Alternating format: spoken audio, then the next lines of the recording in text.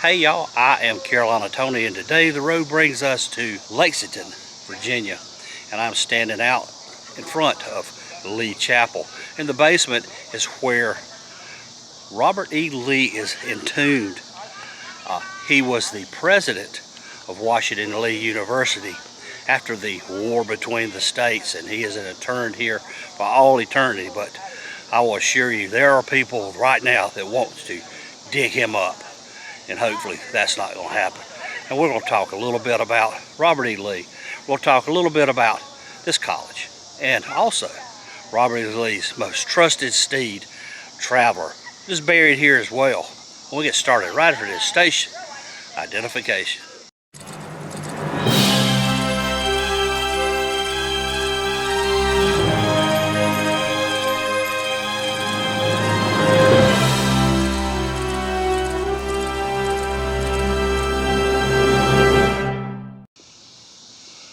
This is the campus of Washington and Lee University. This was known as Lee Chapel here on the Washington Lee University campus.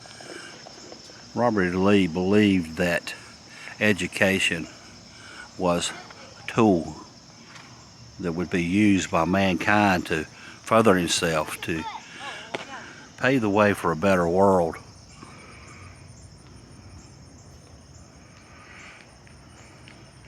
One of the things that a lot of people look against Lee is the fact that he was a Confederate general, but a lot of folks don't have a clue that him or his wife did not own slaves, that his wife's family owned slaves, but they were released before the war began. Robert E. Lee and his wife also taught blacks to read and write, which at the time was against the law. From what I have heard, it is forbidden to go inside because right now there is some renovations going on, and they won't allow you to go inside, but we're going to go out in the back where Robert E. Lee's horse, Traveler, is buried.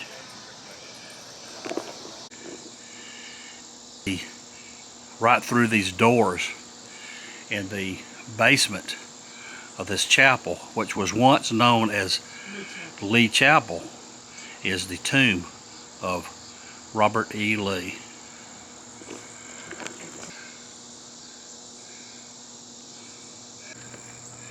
And this is the grave of Traveler, Robert E. Lee's horse, 1857 to 1871.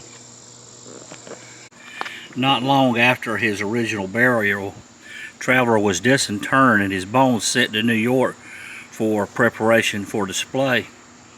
In 1907, the mounted skeleton was finally placed in the university's Brooks Museum of Natural History. From 1929 until the renovation of Lee's Chapel in the early 1960s, it was displayed in the Chapel Museum. This is the statue of Cyrus Hall McCormick, 1809 to 1884. You may recognize his name. McCormick was one of the inventors of the Reaper, a mechanical device that brought a lot of folks from out of the fields by use of automation. During Robert E. Lee's presidency, McCormick became one of Washington College's largest benefactors. Responding to the request from President Lee, McCormick funded the McCormick Professionalship of the Experimental and Philosophy Practical Mechanics and served as a trustee from 1869 until his death in 1894. This is Grace Episcopal Church. It was on these grounds in October of 1870 that General Robert E. Lee, or President Robert E. Lee, president of the Washington Lee University, was leaving a meeting when he fell to the ground from a stroke. Lee was carried from the grounds of the church right across the yard to his home. This was Robert E. Lee's home while he was president of the Washington Lee University, where he lived approximately 2 weeks before he passed on. Right there you can see the stable. That was Traveler's stable, where Robert E. Lee's horse was kept.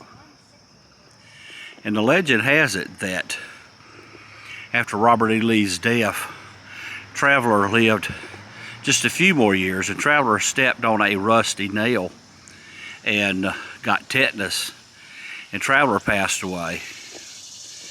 And Lee's wife, she wanted to leave the doors open forever. It was her wish that the doors stay open so that Traveler's spirit could roam freely.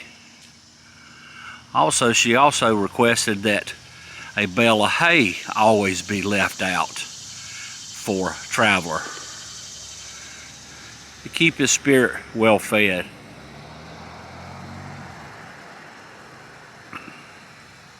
We're just going to take a little peek just off the sidewalk. That is Traveler's stable right there. Remains pretty much the same, other than the fact that electric lights has been added. Washington Lee University, the final resting place of Robert E. Lee and Traveler. Well, I thought it was very interesting, and I hope you did too. If you enjoyed this video, be sure to give us a big old thumbs up. Be sure to share this video with your family and friends. But until next time, y'all have a good day.